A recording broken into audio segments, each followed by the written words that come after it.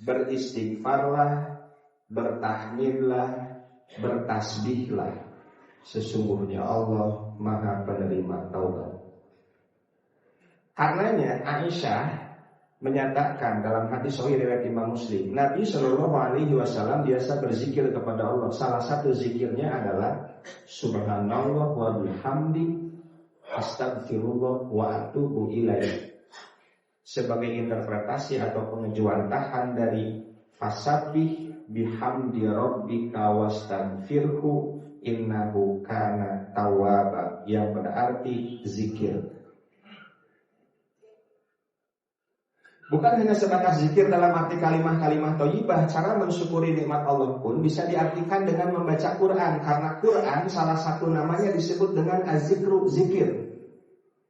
Quran surah Al-Hijr ayat 9. Inna nahnu nazzalna dzikra wa inna lahu lahafidun. Sungguh kami yang telah menurunkan zikir, yaitu Quran. Kami juga yang menjaganya. Karenanya orang yang membaca Quran dalam arti az-zikru, dia itu sedang berzikir kepada Allah. Dia ingat Allah, ingat aturan-aturan Allah, dan dia menyebut-nyebut Allah. Tapi bukan hanya sebatas dibaca. Syekhul Islam Ibnu Taimiyah menyatakan bukan hanya sebatas dibaca. Kalau hanya sebatas dibaca, tidak ditadaburi dan tidak diamalkan dalam kehidupan sehari-hari, orang tersebut termasuk kategori penghijrah Quran. Orang yang meninggalkan Quran. Bukan sebatas dibaca, ditadaburi, dan juga diamalkan dalam kehidupan sehari-hari. Mana zikir juga meluas.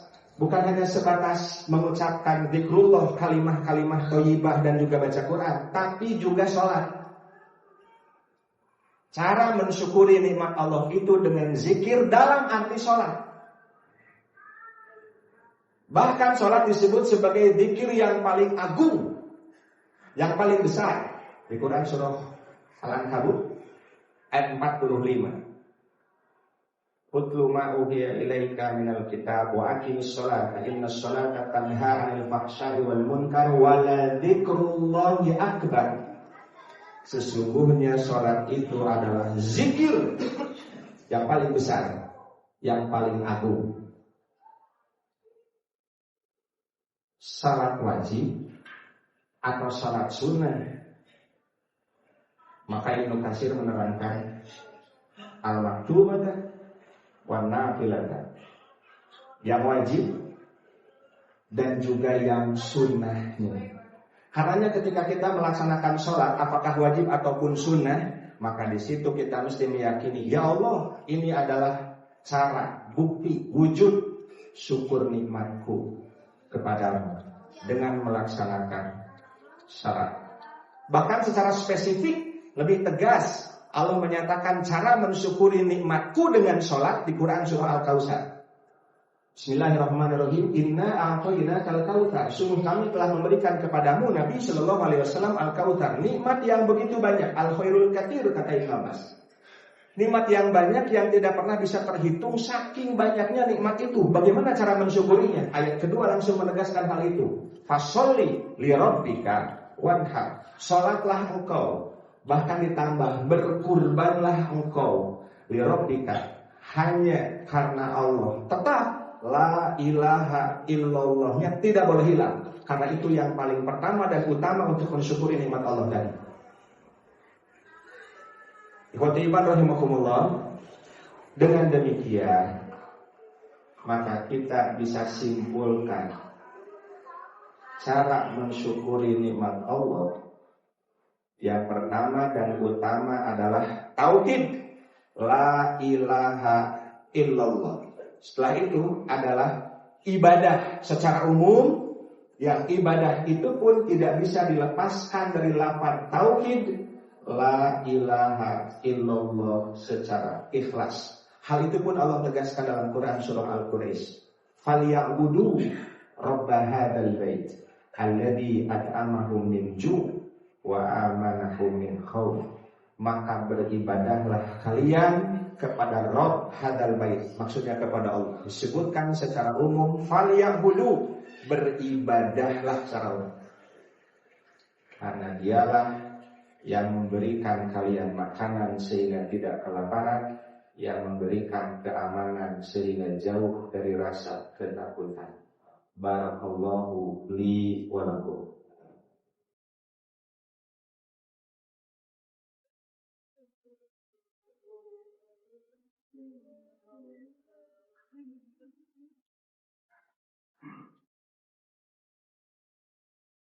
Alhamdulillahirabbil alamin. Wa bihi nasta'inu ala umuri dunya waddin. Asyhadu an la ilaha illallah wahdahu la syarika lah. Wa asyhadu anna Muhammadan abduhu wa rasuluh. Amma ba'd. Hadirin ikhwati iman jamaah Jumat tamu Allah yang berbahagia. Setelah kita tahu bahwa hukum mensyukuri nikmat Allah adalah wajib, setelah kita tahu cara mensyukuri nikmat Allah itu seperti apa dan bagaimana, timbul pertanyaan lain. Apakah bisa kita mensyukuri nikmat Allah itu? Jawabannya tentu tidak bisa. Tidak bisa tanpa daya dan pertolongan dari Allah. Bukankah kita sering menyatakan la haula wala quwwata illa billah. Tidak ada daya, tidak ada kekuatan kecuali dari Allah. Karenanya meskipun tahu hukumnya wajib, tahu cara-caranya, tapi kalau tidak melibatkan Allah dalam aktivitas keseharian, kita tidak akan pernah bisa melakukan apapun, termasuk mensyukuri nikmatnya. Karena itu pula Rasul Shallallahu Alaihi Wasallam mengajarkan salah satu doa. Beliau selalu berdoa kepada Allah, Allahumma a'inni ala dzikrika wa syukrika wa husni ibadatik. Ya Allah, bantulah aku untuk selalu mengingatmu, untuk mensyukuri nikmatmu, dan untuk baiknya ibadah kepadamu. Karenanya tidak akan pernah bisa kita mensyukuri nikmat Allah tanpa kekuatan dan daya dari Allah. Jangan melepaskan diri dari doa.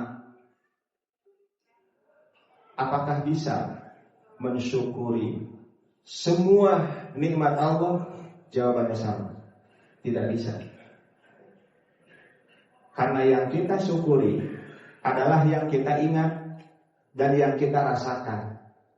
Sementara yang lupanya, sementara yang tidak terasanya bagaimana?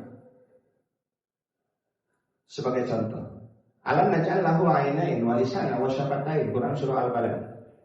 Allah berfirman, kan Allah yang menciptakan mata sehingga bisa melihat. Kita bisa saling bertatap muka. Bukan hanya itu, kita pun bisa mengerti. Sekali mata kita berkedip, kita mencerap nikmat Allah. Terasakah itu? Disyukurikah itu? Walisanan wasyafatain, satu lidah, dua bibir. Bahkan ibadah Jumat ini pun tidak akan bisa terlaksana tanpa kenikmatan-kenikmatan dari Allah itu. Ikhwatul iman bisa berbicara kapanpun, di waktu dan tempat yang tepat. Dan berbicara itu adalah nikmat dari Allah. Komunikasi itu nikmat dari Allah. Apakah itu disadari? Yang kita syukuri itu kan yang kita ingat, yang kita rasakan. Bagaimana yang lupanya? Mungkin lebih banyak. Bagaimana yang tidak disadarinya? Mungkin lebih banyak. Terlebih Allah tegaskan nikmat itu teramat banyak. Jika kalian mau coba menghitungnya, tidak akan pernah bisa terhitung. Kalau tidak bisa terhitung, bagaimana kita bisa mensyukuri seutuhnya, seluruhnya?